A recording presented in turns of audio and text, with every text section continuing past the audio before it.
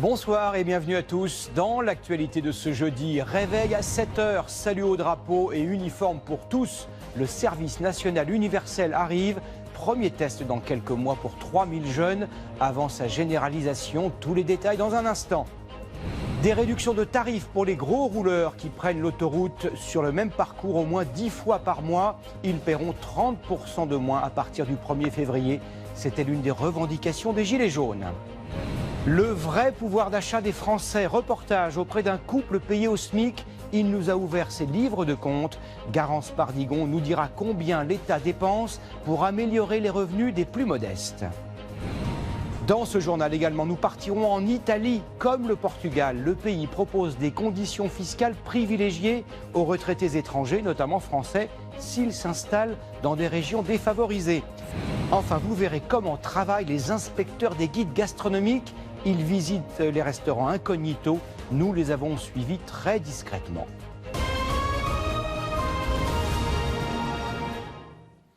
C'était une promesse de campagne. Emmanuel Macron, alors candidat à l'élection présidentielle, s'était engagé à créer un service national universel.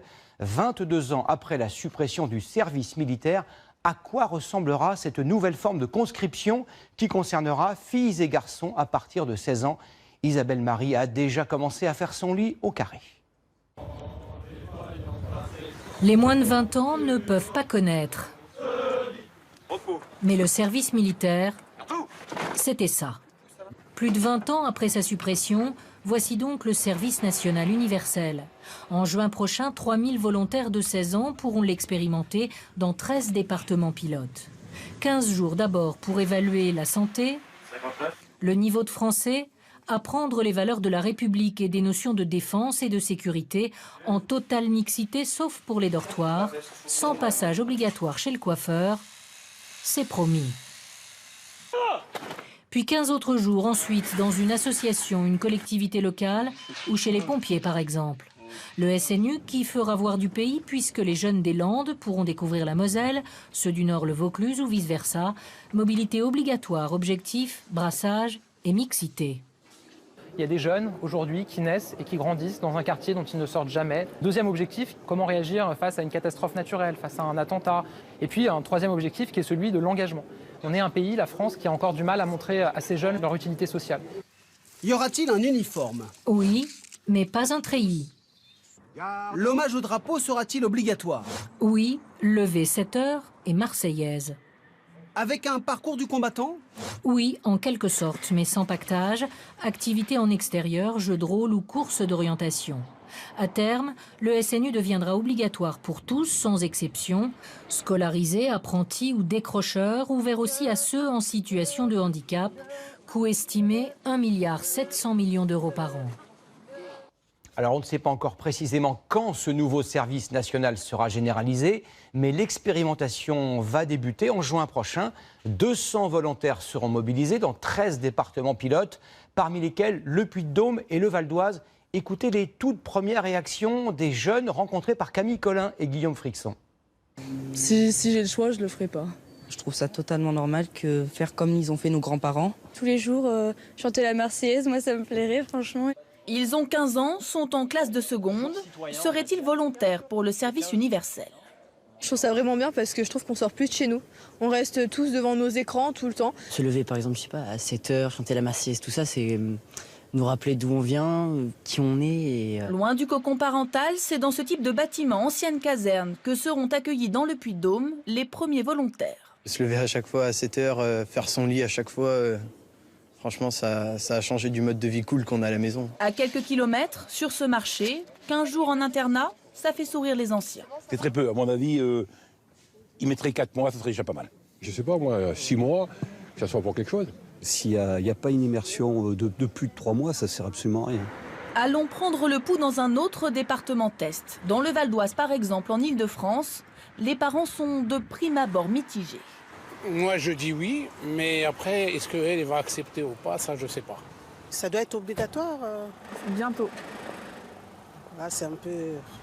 C'est un peu dur. Ouais, quand même. Hein. Mais ils changeront peut-être d'avis. Car ces adolescents que nous avons rencontrés à la sortie de leur lycée sont prêts pour la plupart à jouer le jeu. 15 jours dans une vie, c'est rien. Donc ça permet d'apprendre des nouvelles choses. Enfin, c'est que du positif. C'est pour la République, c'est pour la France. Et voilà. On va pas faire des trucs de malade, on va juste nettoyer, lever le drapeau, se lever tôt. Et pour moi, c'est totalement inutile. C'est au mois de mars que seront recrutés les premiers volontaires. Le mot du jour, affirmatif. C'est une revendication que l'on a beaucoup entendue parmi les Gilets jaunes. Une baisse des tarifs d'autoroute. Après plusieurs jours de négociations, la ministre des Transports, Elisabeth Borne, a obtenu un geste en faveur des gros rouleurs, ceux par exemple qui empruntent chaque jour l'autoroute pour se rendre au travail. Tous les détails avec Antoine de Prissigou et Thierry Valta. 1 million de Français empruntent régulièrement l'autoroute pour aller travailler. Pour eux, ces trajets quasi quotidiens coûteront bientôt moins cher. Dès le 1er février prochain, les 7 grands concessionnaires d'autoroutes proposeront un abonnement offrant un rabais sur les tarifs des péages. Pour bénéficier de cette réduction de 30%, une seule condition, mais importante, effectuer au moins 10 allers-retours par mois sur le même trajet. Je me sers beaucoup de ma voiture, donc je pense que 30% c'est tout à fait raisonnable et j'en suis très ravi. Moi je suis abonné parce que je fais Dourdan-Paris tous les jours. C'est vrai que 30% ça me paraît être quelque chose d'intéressant. Prenons 2 exemples. Un automobiliste effectue 10 allers-retours par mois entre Verdun et son lieu de travail à Metz. Jusqu'à présent, il payait 102 € par mois de péage. Dès le mois prochain, 72,80 €, soit plus de 29 € de réduction. Pour un conducteur qui emprunte régulièrement l'autoroute entre Nîmes et Montpellier, 16,60 € d'économie chaque mois. Selon la ministre chargée des Transports, cette réduction tarifaire se fera sans aucune contrepartie de l'État et sera maintenue dans le temps. Une bonne nouvelle pour le porte-monnaie des utilisateurs réguliers d'une seule et même autoroute. Pour tous les autres, en revanche, pas de miracle. Les tarifs des péages vont augmenter d'au moins 1,8% dès février prochain, en raison de l'inflation, et pour financer les travaux sur le réseau autoroutier. 3 jours après son échange marathon à Bourtrould en Normandie, Emmanuel Macron s'est inscrit à une autre épreuve d'endurance, le marathon de Souillac dans le Lot. Il sera de nouveau face à des maires de communes rurales. Qu'attendent les habitants de la région de cette visite présidentielle qui aura lieu demain? Reportage Amandine Atalaya et Jean-Yves Chamblet. Au fil des ans, la commune de Souillac a vu ses commerces disparaître. Une 60aine ont mis la clé sous la porte. Carole avait créé ici sa boutique de prêt-à-porter. Ça va Mireille? Ça va. Oui. Mais après 12 années plutôt fastes, tout s'est effondré. C'est aujourd'hui une menuiserie. Et en 2013, il y a eu une belle chute de mon chiffre d'affaires dû à Internet, à la proximité de Brive. Les samedis devenaient des samedis fantômes. On est devenu la ville dortoir de Brive. Car Brive, 50 000 habitants, est à 20 minutes à peine en voiture d'ici. Alors les Souillaguais vont souvent y faire leurs courses au détriment des commerces locaux. Et Carole a perdu beaucoup d'argent lors de la revente. J'ai vendu 30 000 €, je l'avais acheté 100. 1000 €? Oui, 100 000 €. Ça fait mal au cœur. À 44 ans, elle a dû se reconvertir dans l'immobilier. Oui, c'est ça, depuis 9 mois maintenant. Donc, nouvelle vie, nouveau challenge. Pour redynamiser sa ville, le maire se bat. Rachète en ce moment des commerces comme celui-ci et propose des loyers très faibles à ceux qui s'y installeront, espère-t-il. Tout l'immeuble, on pense que c'est dans les 200 €, un truc comme ça. Par mois ? Oui, 200-300 € maxi. Mais pas facile dans cette petite ville de 3700 âmes vieillissantes. Et alors Souillac, en 2 mots, c'est comment ? Assez calme. En 2014, vous aviez 34% des Souillaguais qui avaient plus de 75 ans. Oui, mais les retraités et les Britanniques installés ici au bar chaque matin font le bonheur de ce patron. Les jeunes sont partis à Toulouse, Paris. On se retrouve donc avec nos retraités sympathiques. Ils font que toute l'année on peut travailler. Quant aux Britanniques donc, ils sont plusieurs centaines à vivre dans les environs. Et eux ne partiraient pour rien au monde. Super. C'est mieux que l'Angleterre ? Pardon ? C'est mieux que le Royaume-Uni ? Absolument. Le système de santé, c'est beaucoup mieux ici. Moins enthousiastes en ce moment, les Gilets jaunes. Ils sont une trentaine, réunis cet après-midi à Souillac. Dans la nuit, la mairie a été taguée avec des inscriptions également dans la commune, hostiles au président. Il va nous mettre les maires entre lui et nous. Ça veut dire qu'il met encore un bouclier et encore un bouclier. Et la fracture, elle va s'élargir. Au lycée hôtelier de Souillac, les élèves, eux, concoctent un buffet pour les élus demain. On a un peu le trac et on va essayer de faire le meilleur. Et au palais des congrès, ce sont les derniers préparatifs pour l'événement. L'échange aura lieu dans cette salle avec le président ici au centre. 700 maires de la région sont conviés. Le débat précédent dans l'heure avait duré 6h45. Ce soir, LCI consacrera son antenne à ce grand débat national. Emmanuel Macron de nouveau dans l'arène. Rendez-vous à 20h50 pour le grand dossier d'Hélène Lecomte, Canal 26 bien sûr. Un mot de l'actualité politico-judiciaire avec cette nouvelle garde à vue pour Alexandre Benalla. Cette fois, il s'agit d'une enquête sur l'usage de passeports diplomatiques par l'ancien chargé de mission de l'Élysée. Étonnamment, il en possédait 4 et ils lui ont été fournis après avoir été limogé de ses fonctions l'été dernier. Dans 4 jours, Alexandre Benalla sera de nouveau entendu par la commission d'enquête du Sénat. Nous évoquions il y a un instant les revendications des Gilets jaunes. Le mouvement est né il y a 2 mois, le 17 novembre. Ce jour-là, près de 300 000 personnes défilaient dans toute la France. Depuis, certains ont quitté les ronds-points, d'autres tiennent bon. Thibault Malandrin et Pauline Lefrançois sont allés à leur rencontre. 2 mois qu'ils tiennent et pas question de renoncer. Ces Gilets jaunes marseillais disent avoir la même motivation qu'au premier jour. Ce qui nous fait tenir, justement, c'est qu'on est tous pareils et on se motive tous entre nous. Donc, et voilà, donc ça revient toujours au même. Hein. Tant que le gouvernement ne cédera pas, on ne cédera pas. Les 14 millions en particulier de personnes qui ne votent plus et qui s'abstiennent ont enfin la possibilité de s'exprimer. Mais 2 mois après le début du mouvement, certains ont préféré ranger leurs gilets. À Vesoul, Céline Roy a placé beaucoup d'espoir dans ce combat avant d'être condamnée pour entrave à la circulation d'un train. La peur de la prison et l'évolution du mouvement l'ont fait renoncer. Je pensais réellement qu'on pouvait avancer et faire avancer la chose avec le dialogue. Maintenant qu'on casse tout, et surtout pour tout repayer après, c'était pas dans mes objectifs. Bon, ça se passe bien ? Lui était une figure des ronds-points de Dole. Aujourd'hui, cet entrepreneur dénonce le manque de stratégie et les blocages inutiles. Moi, j'en ai vite fait le tour des ronds-points. De toute façon, c'est des situations immobilistes. Et qui est-ce qu'on va embêter si ce n'est le citoyen moyen ? 2 mois après, le mouvement des Gilets jaunes connaît des divisions. Seuls les plus obstinés continuent de bloquer les ronds-points. Depuis plusieurs semaines dans ce journal, nous vous parlons de votre pouvoir d'achat. Le pouvoir d'achat, c'est évidemment le salaire ou la pension de retraite dont il faut soustraire les impôts et les charges et auxquels il faut ajouter, le cas échéant, les aides versées par l'État. Que représentent ces aides pour un couple payé au SMIC? Exemple très concret avec Denis Cadot et Fabienne Mancel. Jérémy travaille de nuit comme préparateur de commandes de fruits et légumes chez un maraîcher, tandis que sa femme est employée dans la grande distribution. Le couple vit dans ce HLM et avec 2 jeunes enfants, il n'est pas imposable car les salaires dépassent à peine le SMIC. 1 237 € net pour lui, 1 220 € pour elle. Mais à ces salaires s'ajoutent chaque mois plusieurs aides, principalement versées par la caisse d'allocation familiale. Des aides que le couple juge indispensables à l'équilibre de son budget. Ma compagne et moi, nous touchons 589,46 € par la CAF pour nous aider dans la garde de nos enfants. Comme nous avons 2 enfants, nous touchons aussi 315,76 € d'allocation familiale, plus 71 € de prime d'activité. 975 € au total, auquel il faut ajouter 55 € d'allocation logement pour leur HLM. Quant à la prime d'activité, il a déjà fait le calcul, elle va être relevée de 71 à 180 €. Le couple pourra donc bientôt compter sur 1 139 € d'aide, soit avec leurs 2 salaires, un revenu total de 3 596 €.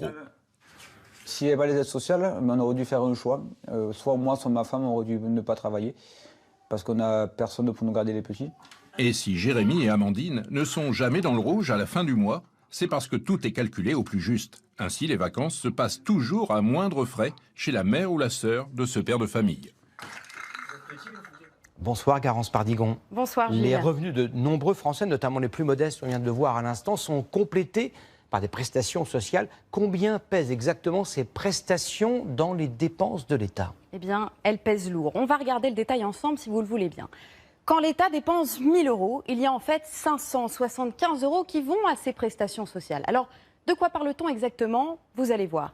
Il y a d'abord les retraites. C'est ce qui coûte le plus cher. Il y a ensuite la santé avec l'assurance maladie, la famille avec les allocations familiales, le chômage, les revenus de solidarité comme le RSA et puis les aides au logement. Tout ça, eh bien, ça représente 720 milliards d'euros en 2016. C'est plus de la moitié des dépenses publiques et c'est un montant qui ne cesse d'augmenter. Ça, c'est vrai chez nous, mais c'est vrai aussi dans l'ensemble des pays développés.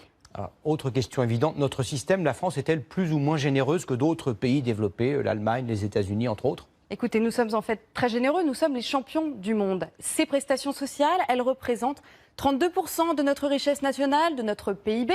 Nous sommes devant les Allemands, également devant les États-Unis, mais bon, ça a quand même un avantage. Nous avons par exemple des frais de santé qui sont mieux remboursés que dans ces deux pays. Merci beaucoup, Garance, pour ces précisions chiffrées.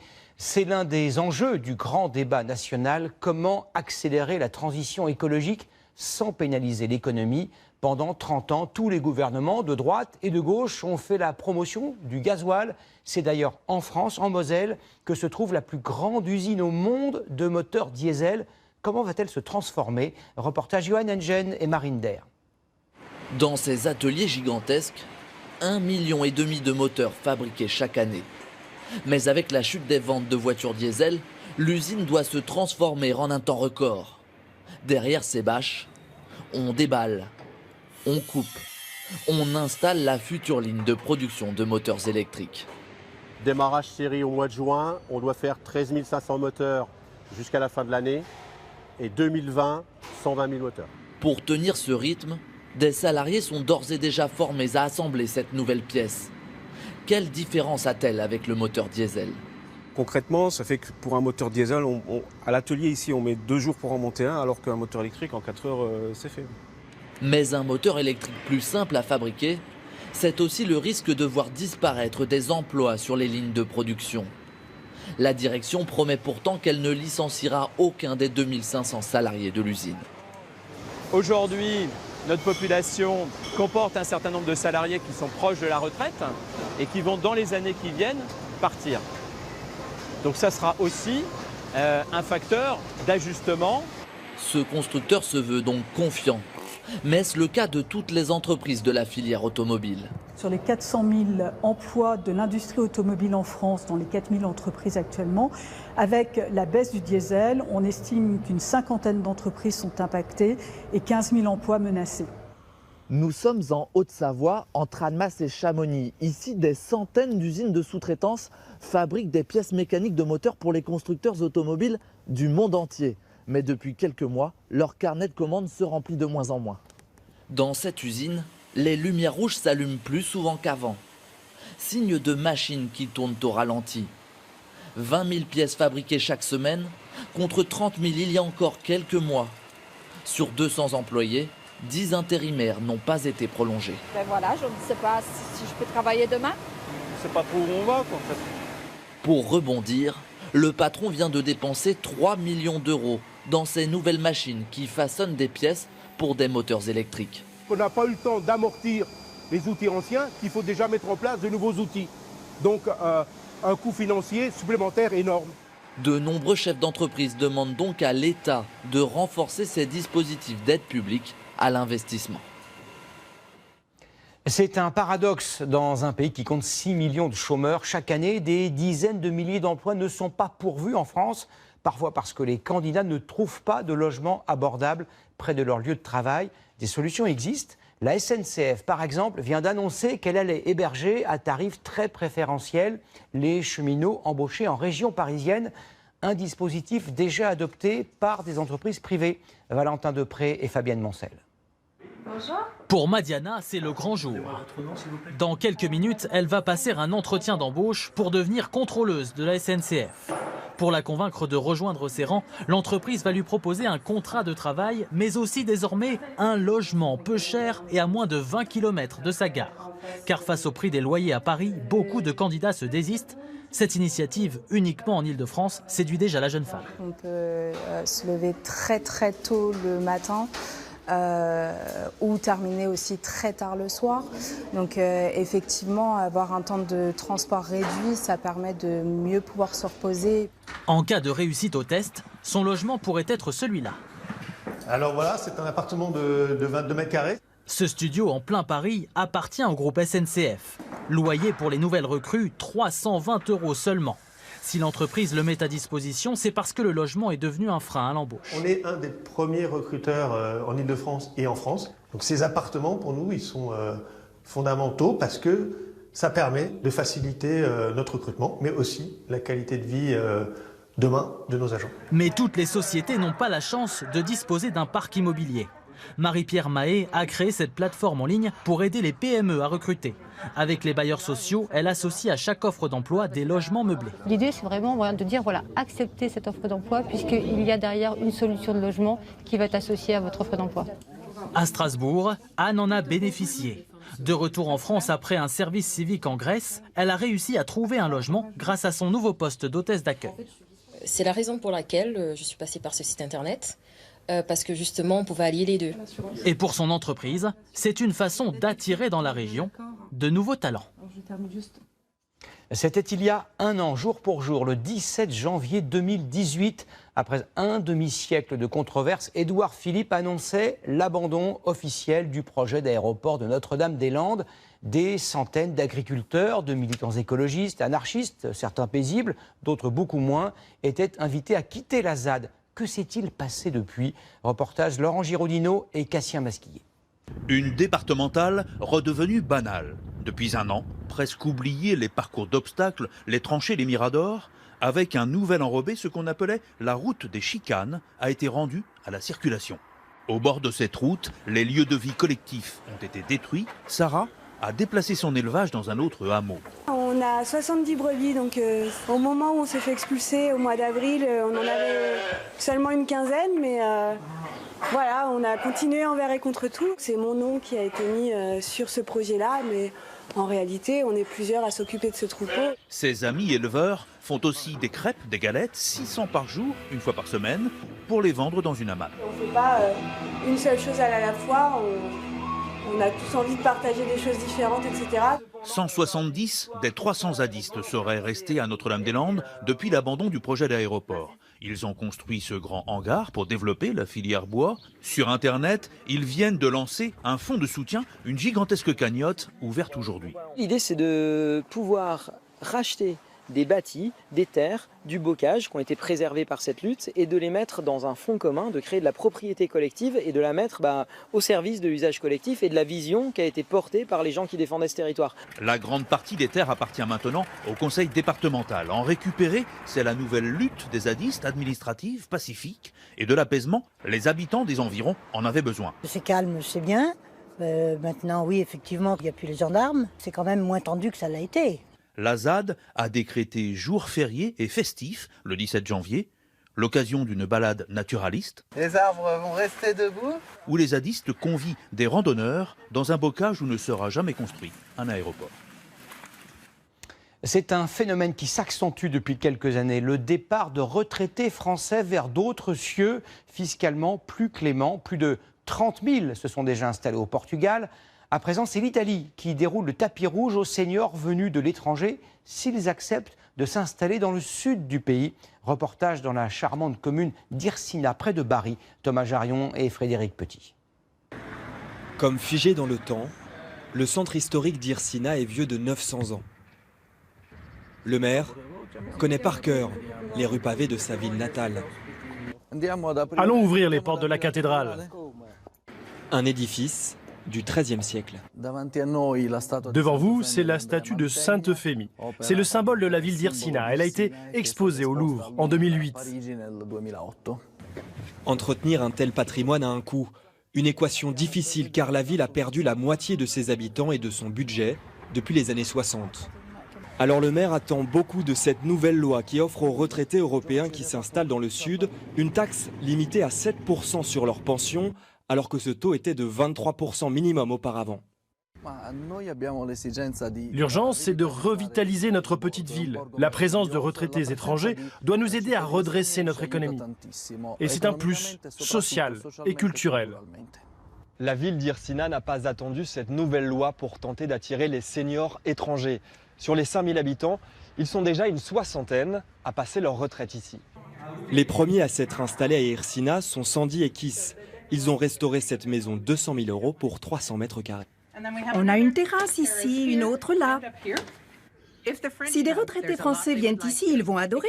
Les Italiens aiment la bonne nourriture, comme les Français. Et les produits du sud de l'Italie sont incroyables. Il y a du vin, de l'huile d'olive, tout est cultivé ici. Mais tout le monde n'a pas les moyens de s'offrir une telle maison avec vue sur les toits. Yann a un appartement plus modeste dans le village, acheté seulement 700 € le mètre carré. Jeune retraité norvégien, il est venu ici surtout parce que la vie y est moins chère. Le vêtement, le gaz, l'électricité, toutes ces choses ont le même prix. Mais pour manger, pour aller en restaurant, c'est beaucoup moins cher. Yann est un bon client chez les commerçants du village. Les retraités étrangers ont permis d'éviter à certains commerces de fermer. On espère que d'autres retraités vont venir. C'est bon pour le commerce, c'est du boulot en plus. Depuis 13 ans ici, on connaît tout le monde et on parle avec tout le monde. Les gens sont hyper gentils. Le village espère que l'arrivée de nouveaux retraités français puisse définitivement sauver le centre historique et redonner vie à la région. Vous cherchez un bon restaurant, une auberge dans votre région, vous suivrez sans doute les conseils des guides, le Michelin ou le Go-Mio. Le nouveau guide rouge sort d'ailleurs lundi. La France compte 145 000 restaurants et une vingtaine d'enquêteurs gastronomiques. Comment travaillent-ils? Mangent-ils vraiment incognito? Elisabeth Tran, Stéphane Deperroy et Serge Joux sont passés à table. Franck est informaticien, mais très souvent, à l'heure du déjeuner, il se transforme en agent secret. Il réserve sous un nom d'emprunt et déjeune incognito, comme n'importe quel client. Déjà, c'est servi à bonne température. La viande est bien cuite, pas trop sèche. C'est plutôt pas mal. Moi, je trouve ça bien, parce qu'il y a de jolies nuances. C'est quoi déjà ce plat-là? Aujourd'hui, il évalue un bistrot parisien avec au menu un poulet aux saveurs exotiques. Comme tous les enquêteurs du guide, il touche pour cela une indemnité dont il refuse de dévoiler le montant et son repas est remboursé. La purée est bien réconfortante, bien de saison.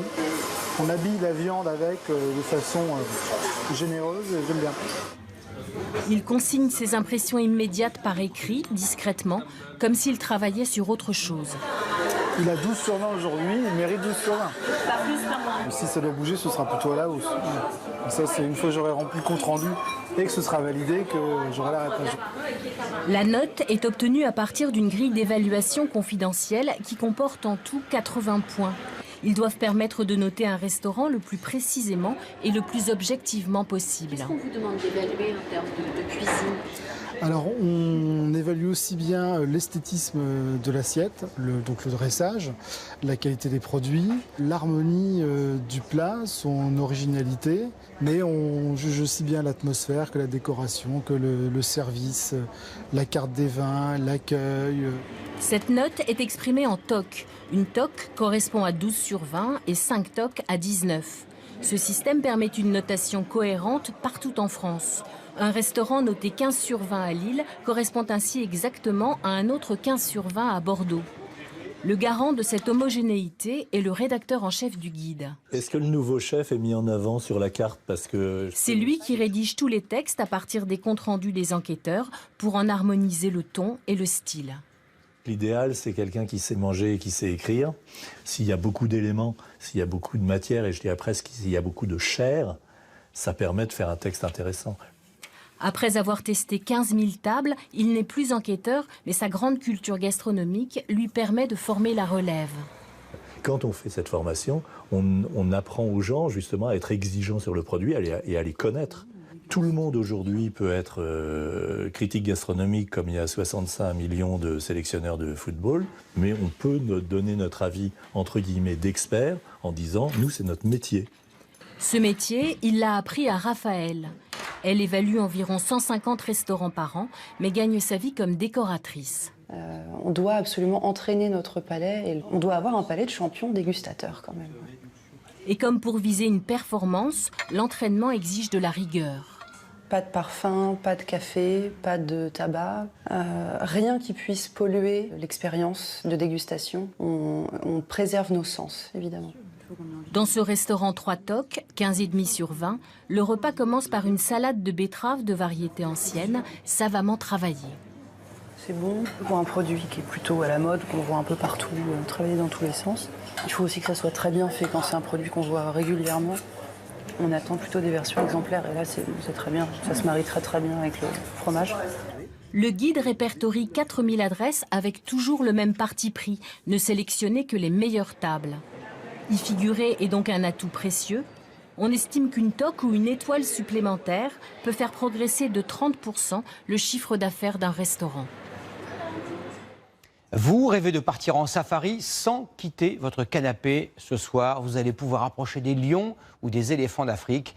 Une entreprise française permet d'explorer au choix la savane, la jungle ou même les fonds marins grâce à la réalité virtuelle. Place à nos courageux explorateurs Didier Périsky et Dominique Paris. Oh là là. On peut être assis dans un cinéma en France et en même temps transporté à des milliers de kilomètres. Si proche de la nature qu'elle semble à portée de main. Ces images d'une proximité stupéfiante ont demandé 1 an de tournage. 42 pays explorés par 2 jeunes réalisateurs. On essaie de faire bouger l'araignée et c'est pas évident. Ensemble, ils ont créé la toute première réserve animale virtuelle au monde. Nous les retrouvons à Paris avec leur équipe, car cette innovation est l'œuvre d'une entreprise française. Adrien et Raphaël ont fabriqué leur film ici, au retour de leurs expéditions. Pour que justement les animaux s'approchent de la caméra, on utilise beaucoup d'odeurs, de phéromones, et du coup ça permet aux animaux d'être curieux, et parfois ils sentent l'odeur de l'homme sur la caméra, et là, ils s'en vont. Le but, en fait, c'est vraiment d'émerveiller les gens. C'est de les transporter dans la nature, de les téléporter vraiment au milieu des animaux.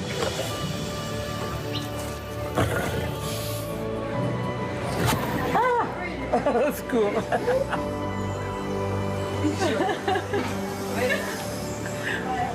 Visiblement, le système est efficace. C'était trop bien.